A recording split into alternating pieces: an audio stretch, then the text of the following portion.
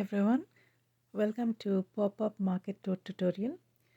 I made two squares, joined them together and used the wrong side of one square to build up the tote bag so that when I finish uh, making the tote, I can tuck it into the pouch that is created by the two squares which are joined together, and it's easy for me to carry it for a quick purchase so that I can reduce and not use any plastics. I can reuse this bag and have a sustainable practice setup. So this bag, I turn it inside out so that the flower portion of the pouch goes inside and is tucked away from the grime that can get accumulated as a result of shopping. When I open out the tote, my tote bag measures 8 inches tall in height, excluding the handles, and 8 inches at the topmost portion. 8 inches in height without the handle and 8 inches at the topmost. This bag can hold 1 kg of fruits without any problem. It can actually hold more, but I would suggest holding 1 kg. I prefer to have smaller bags rather than have one big tote bag so that it's easier to carry, and you can carry multiple such product bags, produce bags in your bigger bag so that it's easier to lug it around. So I just use the pouch, and when I'm done shopping or when I want to use it again, I just fold it in, tuck it inside the pouch, use the loop and button to close it, and there you go, a product bag or a produce bag ready to use whenever you need it. And you can have multiple such bags in your handbag or your car ready for shopping. So for this market tote, I'm going to be using certain supplies. So along with yarn, I'm going to be needing Anchor 4-ply cotton. I used gray and red. I don't know when I got them. It's 50 grams. The ball weight is a little more, but the yarn itself is 50 grams. The red one, I don't know when I bought it, and I've removed the label, but it's stuck inside the ball. It says 50 grams. The ball weight, including the cardboard, is roughly 63 grams. I'm using a 1-inch button and a 4 mm hook. You'll also need a pair of scissors and a yarn needle to finish. I've just kept a ruler here to show you that my button is exactly 1 inch in diameter. So let's begin.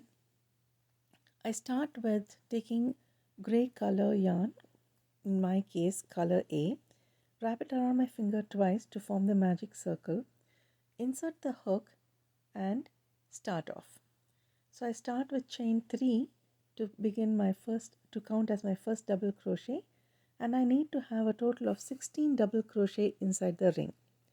Now instead of the magic circle, you could also do chain 4, slip stitch to the first chain, form a circle and continue the same instruction, but I prefer a magic circle so that it doesn't leave a hole in the center. Whichever is your preference, you can do that.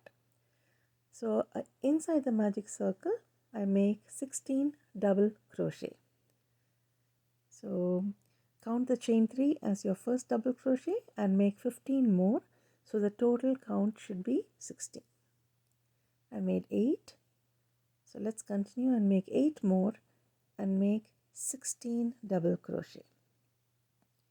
At the end of the round 1, I'm going to be starting the new color or color B, and I'm going to slip stitch and join with that. So I'm going to be using color B to join to the first double crochet, which is your chain 3. So I'll be joining to the top of the chain 3. But before I do that, I need to close my magic circle. So in order to do that, let me just verify if I have 16, because once I close the circle, it's going to be tough to put in one more. So I have 16. I have the yarn tail, the one which I started.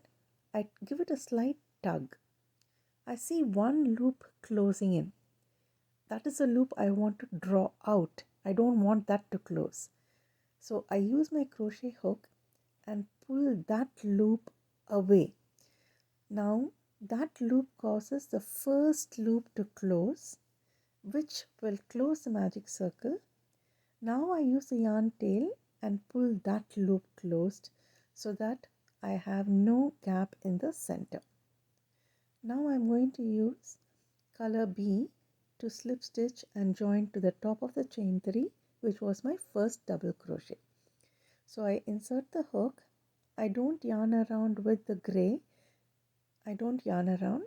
I leave it. Take the next color. You don't need a slip knot. You just leave a long tail which can be woven in at the end of the project. So you take the new color, just yarn around and complete the slip stitch. And give a tug so that the stitch is tighter. You also don't want to split the yarn while working, so it is loosely plied, so you please take care so that the yarn doesn't split. Yarn around, slip stitch and join. Now I'm going to make round 2, which starts with beginning cluster. The cluster is just 3 double crochet incomplete. So for the beginning cluster I do chain 2 and 2 incomplete double crochet in the same place where you joined. I'm not going to be carrying the gray yarn around, so I just leave it behind. Now chain 3, skip the next stitch on round 1 and go to the next one. Make a 3 incomplete double crochet in the same stitch. Yarn around, pull through all loops, made a cluster. Chain 3, skip, go to the next stitch. Again 1 incomplete double crochet, 2 incomplete double crochet, 1 more incomplete double crochet, yarn over, pull through all. So you should have 4 loops when you pull it through. Chain 3, skip 1 and cluster in the next stitch. So I have the front and the back. I'm going to be using the skipped stitches in my next round, so the gap will not be seen. So 3 incomplete double crochet, yarn over, pull through all the loops, chain 3, skip 1 and complete. Since I had 16 double crochet in round 1, in round 2 I'll have 8 clusters and 8 chain 3 spaces. I would have skipped 8 double crochet in between the clusters. So I continue in this manner to finish round 2. 1, 2, 3, 4, 5, 6, 2 more, chain 3, skip 1, go to the next cluster, 1, 2 and 3 incomplete double crochet, yarn over, pull through all 3 loops, all 4 loops, chain 3, second incomplete and third incomplete double crochet, yarn over, pull through all the loops. Now chain 3,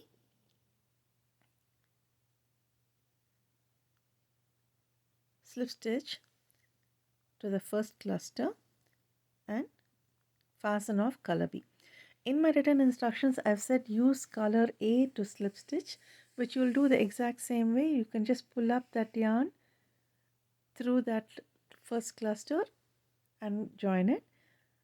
In the video I've just done it slightly differently. I've just fastened off color B, slip stitched with color B and fastened off.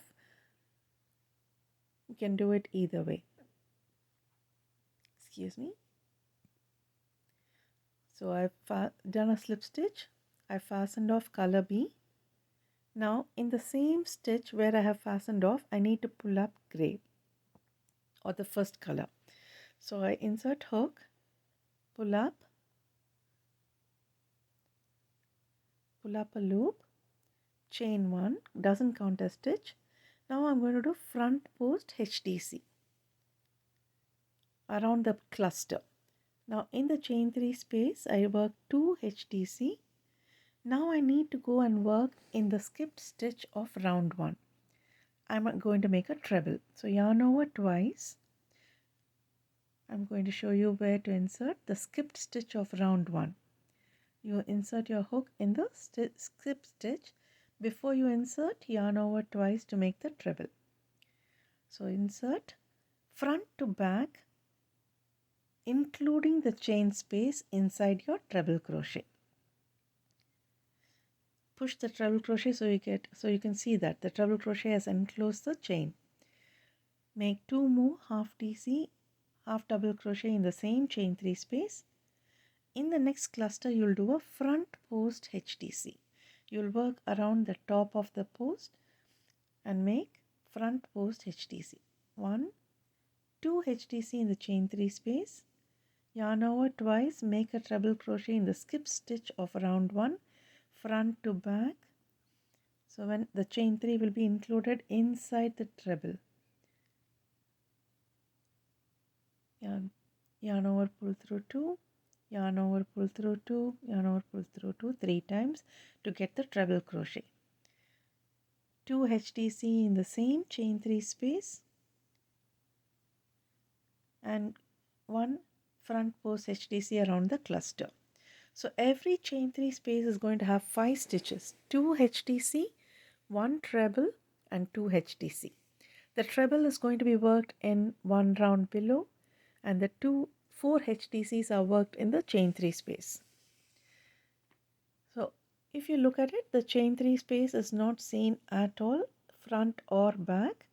It is enclosed inside the treble. Next, my camera is slipping. Sorry, excuse me, I'm trying to get that fixed. So 1 front post HTC in the next, 2 HTC in the chain 3 space, 1 treble, 1 row below, 1 round below, sorry, in the skipped stitch, 2 HTC in the same chain 3 space. Man, this camera is tricky today. 1 front post HTC and continue, come back and join with slip stitch to the first front post HTC.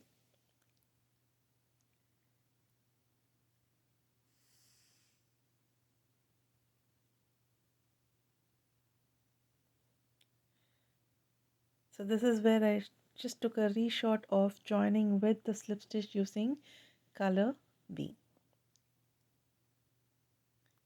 And just did a recap of the same round. Instead of fastening off and then pulling up the loop, I just used slip stitch from the second color. So it's just a recap of round 3 just to show you how I did according to the instructions. So I go into the space, into the skip stitch. Don't bring it in front of the work, front to back. Make sure that the chain 3 loop is enclosed. And then 2 HTC in the same chain 3 space.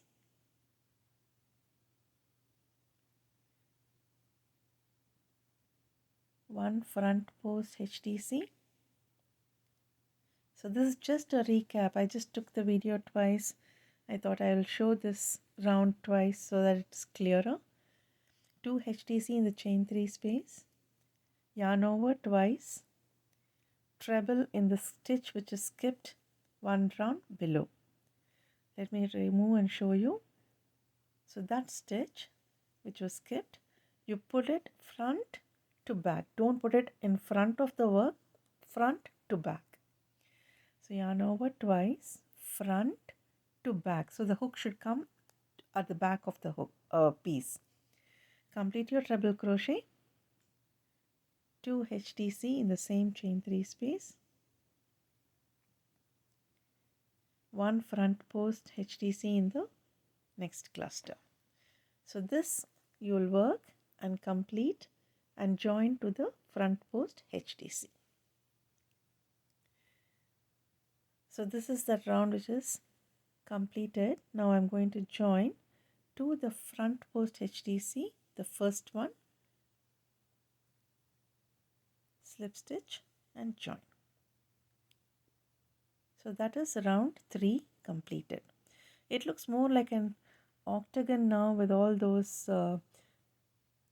treble crochet.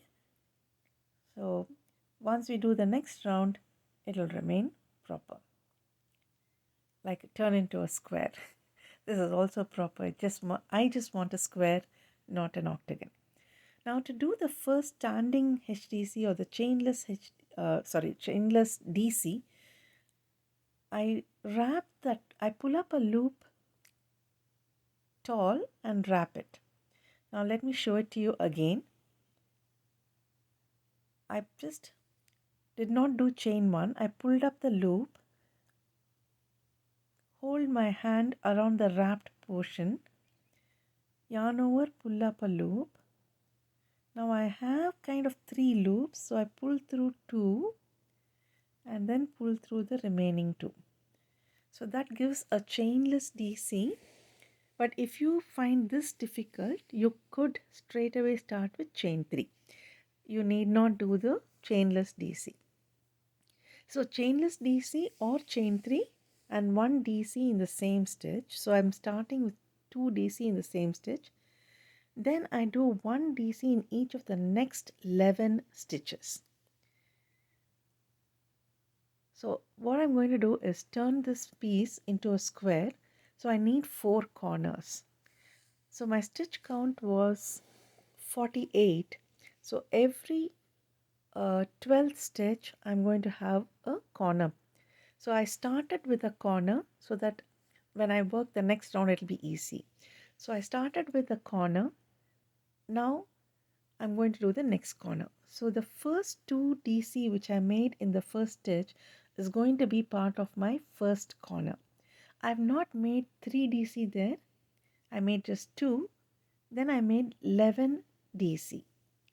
In the next stitch, I'm going to make 3 DC which will form the next corner.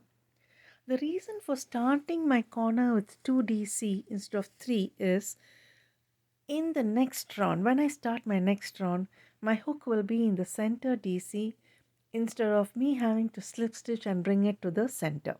That is the only reason why I start with 2 DC instead of 3. So now here you have one side done. So I've done 2 DC at the start, 11 DC and then 3 DC in the next stitch. So 11 DC is 1 in each of the next 11 stitches. 3 DC is in the same stitch. Now I repeat this again. So 1 DC in each of the next 11 stitches. 2, 3, 4, 5, 6, 7, 8, 9, 10 and 11. Now in the next stitch I'm going to make 3 DC. Now if you notice, you are forming the squares on top of the cluster, but not on top of every cluster but every other cluster. So I started at the first cluster, I leave out the second cluster, the next cluster has 3 DC. Same way, if you notice, all your 3 DCs must come on top of that front post HDC which is on the cluster, but again not on every cluster, every other cluster. So I have 8 clusters, out of which 4 clusters are going to have 3 DCs on them. So when I have those 4 corners, I will have this piece turned into a square. Now since I have made HDC in the previous round, there are chances for you to omit a stitch. So please take care that you count between the corners and you have 11 DC between the corners. Now remember I did only 2 DC at the start. I come back and do one more DC in the same place where I did my chain 3 or the chainless DC. Do 1 DC to make it 3 and then slip stitch. So now when I slip stitch, my hook is at the correct point for the start of the next round. So now if I place my piece flat and check, I find that I have a better square than the previous round. The previous round looked like an octagon. I wanted a square, so I counted and made sure that I had 4 corners and I got a square. I'm going to repeat the same instructions, which means the center stitch of every corner. Remember the stitch where you did 3 DCs? The center stitch is going to have the 3 DC now. Every other DC is going to have 1 DC on top. So I have the center DC. Now when I'm starting the square, when I'm starting the round, I have 2 DC in that center stitch. Either you do a chainless DC and 1 more DC, or you do chain 3 and 1 more DC. Just make 2 stitches in the first stitch. Now 1 DC in each of the next 13 stitches. So every side you're going to increase 2 stitches. Previous round you had 11 stitches. Now you're going to have 13. So you count 13. That will bring you to the next corner, which is the center DC of the 3 DC group. So you have 3. You started with 2 DC. Now you do 13 DC, and in the next stitch make 3 DC. So the 13 DC will be 1 DC in each of the next 13 stitches. So each side of the square is going to have 13 stitches in this round, and each corner is going to have 3 DC. I hope this is easy for you to understand. This is just trying to make the stitches even so that you get a square. So basically you're doing a solid granny square with 3 DC in the corner instead of doing a chain 3, chain 2, chain 3 like shell. So here you're doing 3 DC to make sure that you have a solid granny square. So in the next stitch, I'm going to make 3 double crochet.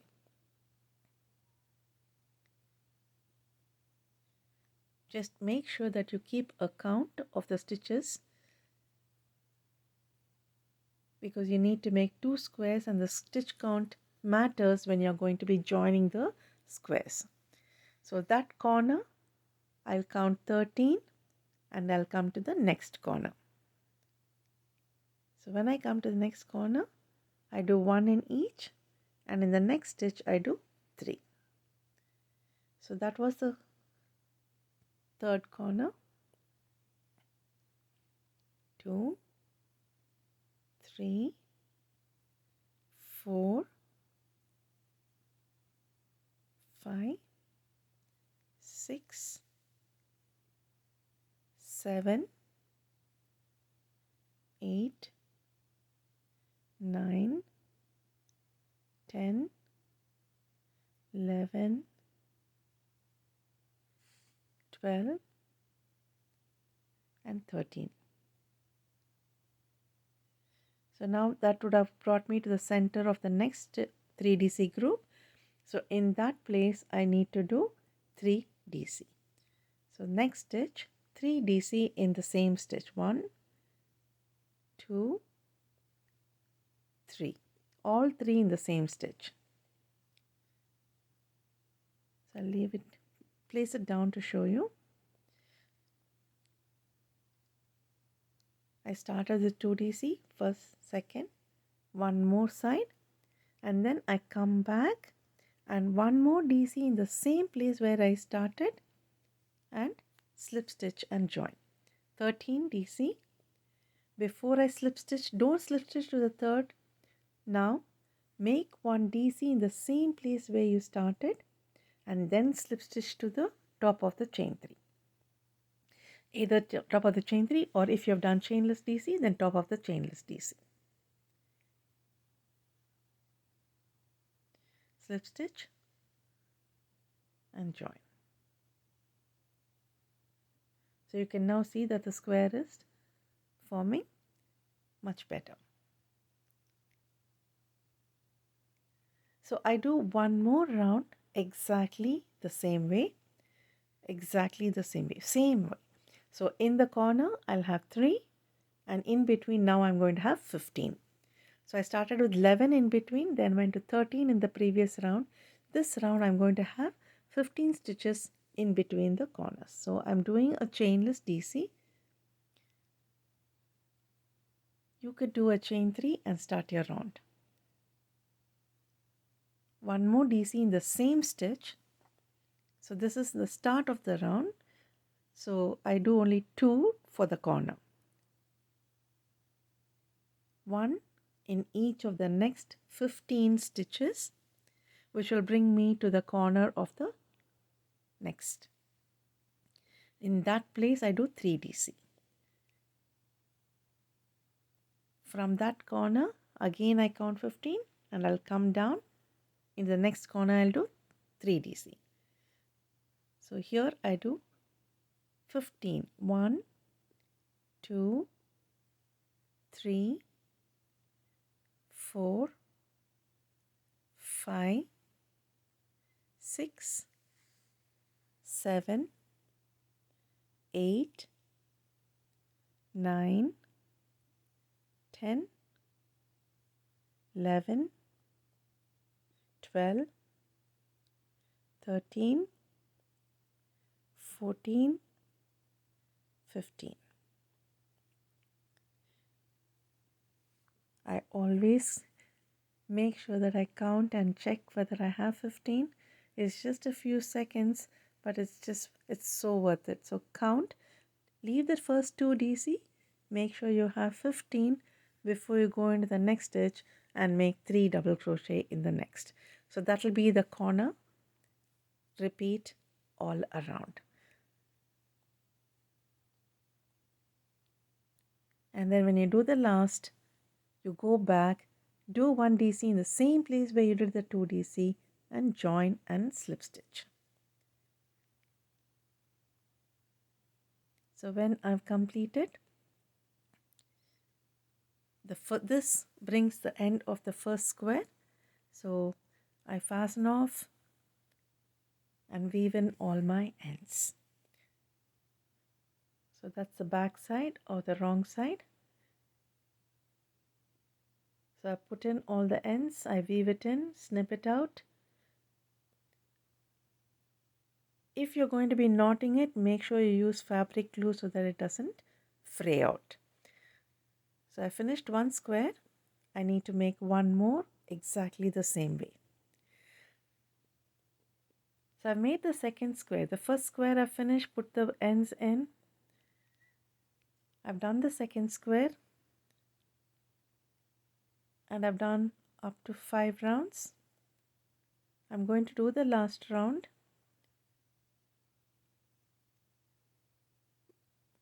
I'm doing the last round with a chainless DC.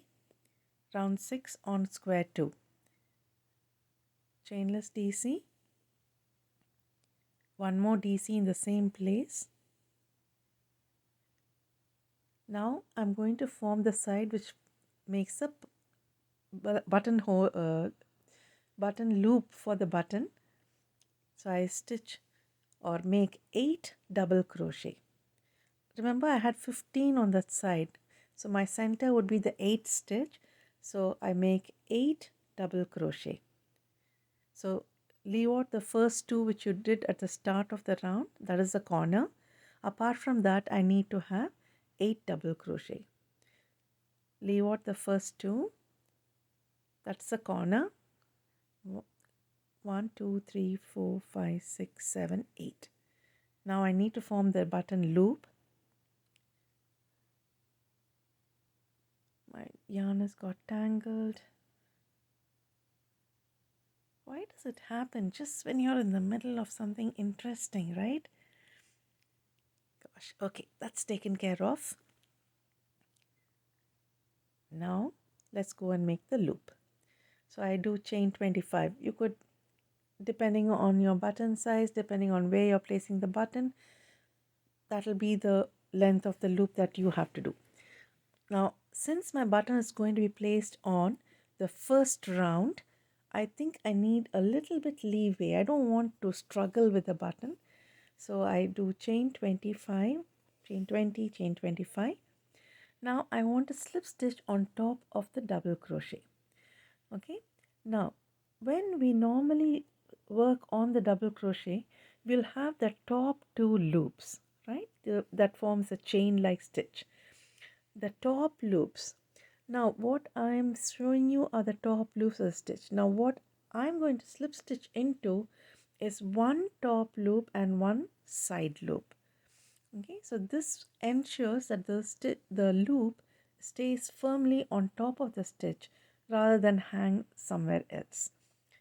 Continue and make 7 more double crochets, like one in each.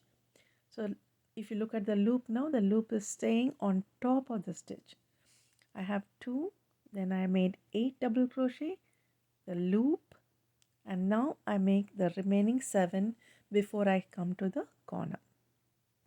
So this is 1 double crochet in each of the next 7 stitches, which makes me come to the, oh, I missed one.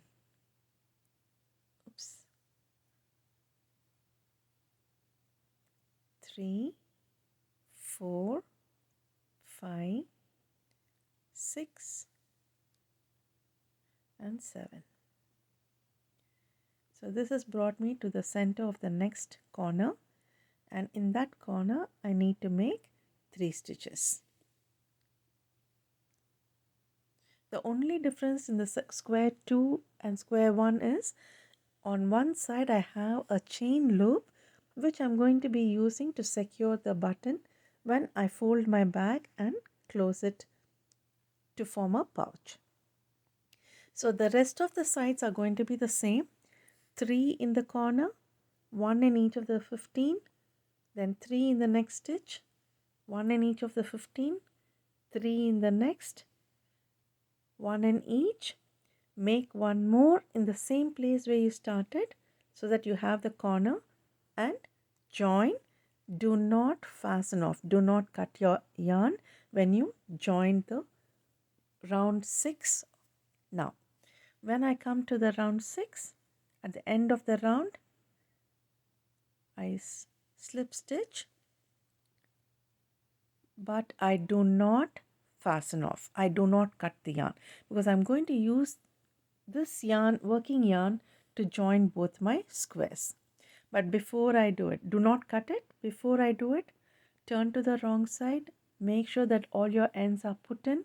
Otherwise it's going to be difficult for you to turn it right side wrong, wrong side in. So finish putting your ends and I'll show you how to join these two squares. Fix the button on square 1 too. Yes, first fix the button on square 1.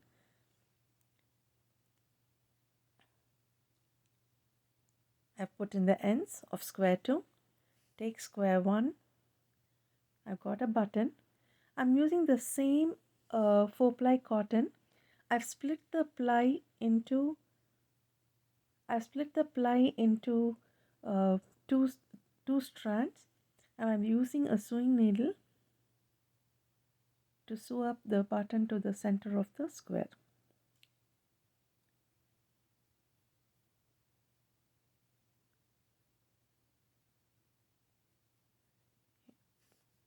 Just like you would sew any button. I have chosen a 4-hole button so it's easier to sew it up. So I've used the same yarn, same cotton yarn. I've separated the plies so that I get a two strand from the 4-ply yarn, and I'm going to sew up the button, knot it in place so that it stays put.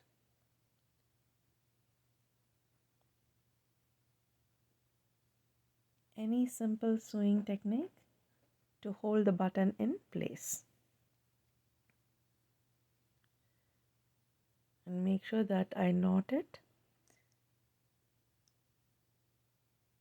So I didn't start with a knot, so I'm going to use the knot now to secure the starting end and the finishing end.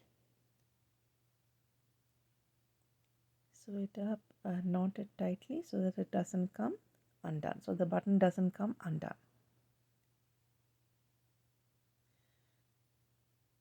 So I've done a double knot and I snip it as close as possible. And put it aside. So one square has the button loop and one square has the button. Okay. Now you notice that the square is not exactly like a sharp, well-defined square. It doesn't matter because we are going to, the pouch is anyway going to be built up on that square. So I'm going to place the right side of the squares together.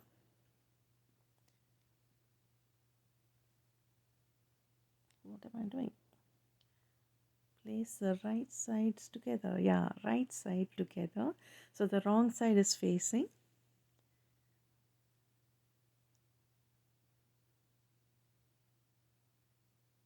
Yeah. So remember when I finished, my slip stitch was on the center stitch of the corner, right?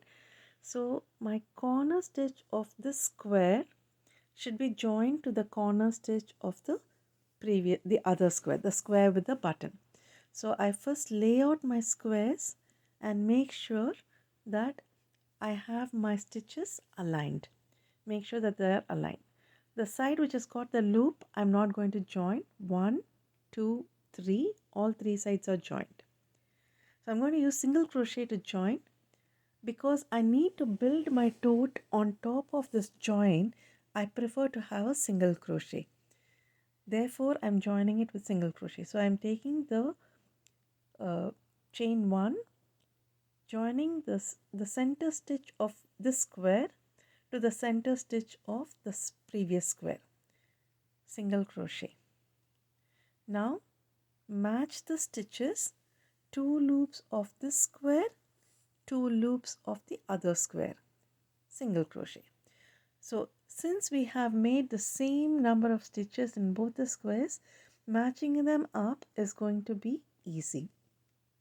So just make sure that you're joining one DC of this square to one DC of the previous square. You're using both loops, the 2 top loops of square 1 and 2 top loops of square 2.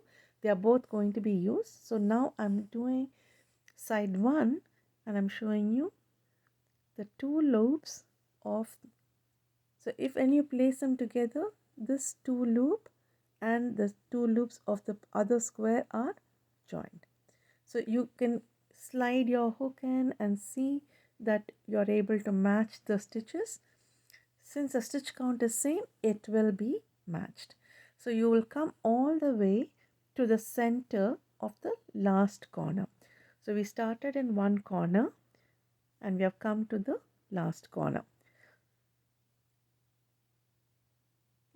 Yeah, all around.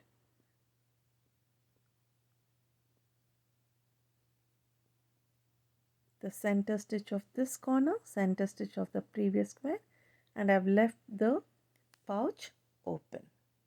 Okay, so this is how it's going to be. I'm going to fasten it off over here.